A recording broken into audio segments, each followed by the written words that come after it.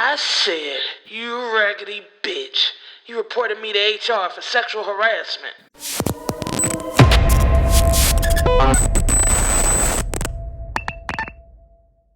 Main chick versus side bitch. Chapter 37, Kiera. There was nothing better than getting home and being greeted by my man and my son. Now that we ate, talked, and gave DeAndre his bath, it was time for me to have my nightly ritual with my son. Okay, son, pick out a book. It was reading time, and since Orlando was on a business call, I did this part alone. But pretty soon, we will be putting DeAndre to bed together. Mommy, I don't want to read a book tonight. Why not? DeAndre looked around like someone was going to jump out from the shadows at him. You can tell me, son, I said. He never acted like this, but tonight he seemed a little sad. I figured maybe he was tired, but now my antennas are all the way up. Mr. Orlando yelled at Miss Dawn. He did? DeAndre shrugged. And she was crying. I want to hug her, Mommy. Now I was confused. What the hell could Orlando have been yelling at her about? I know, but it's nothing, baby. It's going to be okay. I gave him a hug, and he squeezed me back like he was afraid for his life. Mommy, is he going to yell at me too? That was a good question. I tried to integrate Orlando into our lives as much as possible. But with him working so much and my no overnights rule, it was getting hard for us to come together as a family. No, honey, of course not. I tried to reassure him as my mind was moving in a million different directions.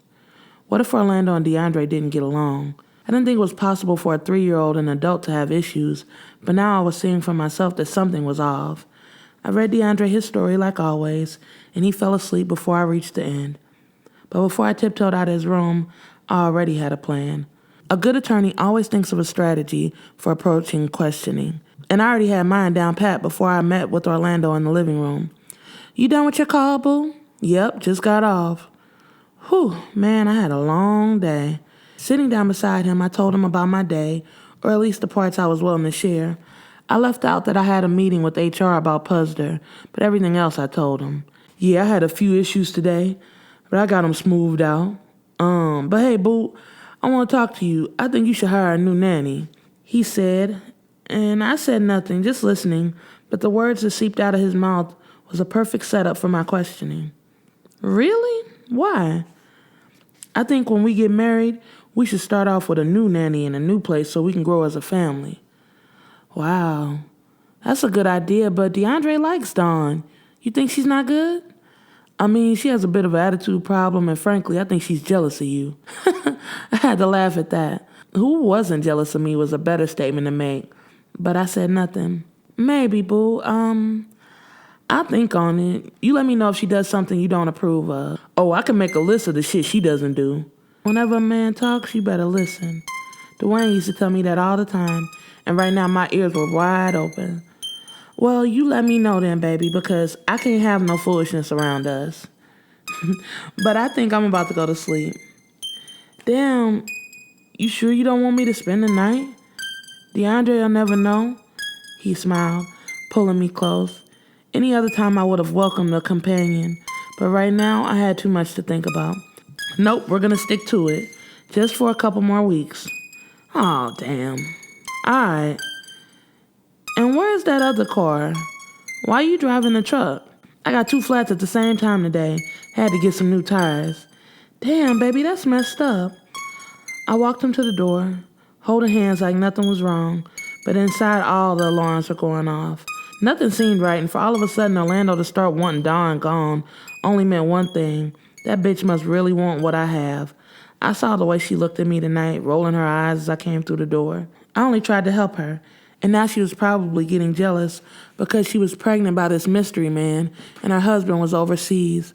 But tonight, I was about to fix all of that. In a few weeks, I'll be here to stay. I can't wait. Giving my man a kiss and a wave as I watched him get into his car and disappear. But I wasn't going to sleep. I had work to do, and luckily for Don, I already knew who to contact. Getting my phone and slipping into my office, I made a call.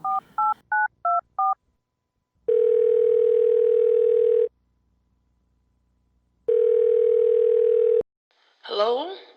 His voice was raspy and old, but still at 9 o'clock at night, he answered the phone for me.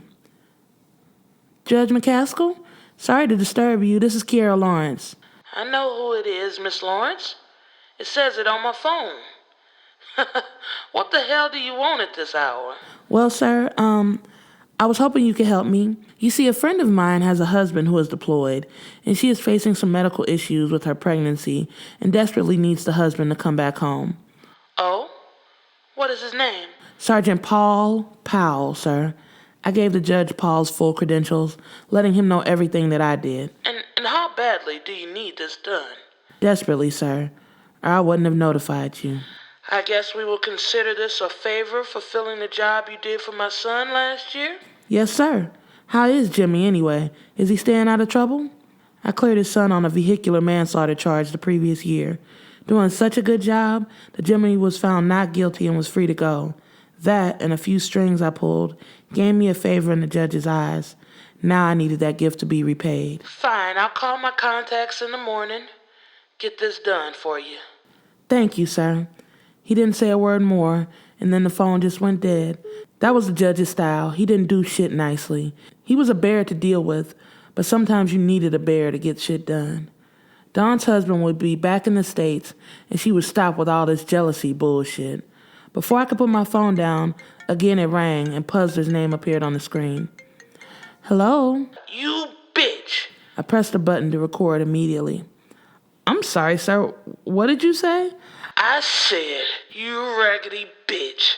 You reported me to HR for sexual harassment. I didn't say a word. Hello? Yes, I'm here. So you aren't gonna answer my question? Sir, I don't know why you're harassing me. I sounded so innocent, and it only pissed Puzzler off. He sounded mad enough to come through the phone, but I continued to play coy in a way that only I could, while at the same time keeping him talking. I wasn't harassing you when you were sucking my dick and I gave you that promotion. Sir, you made me do that. You told me I had to. God damn it!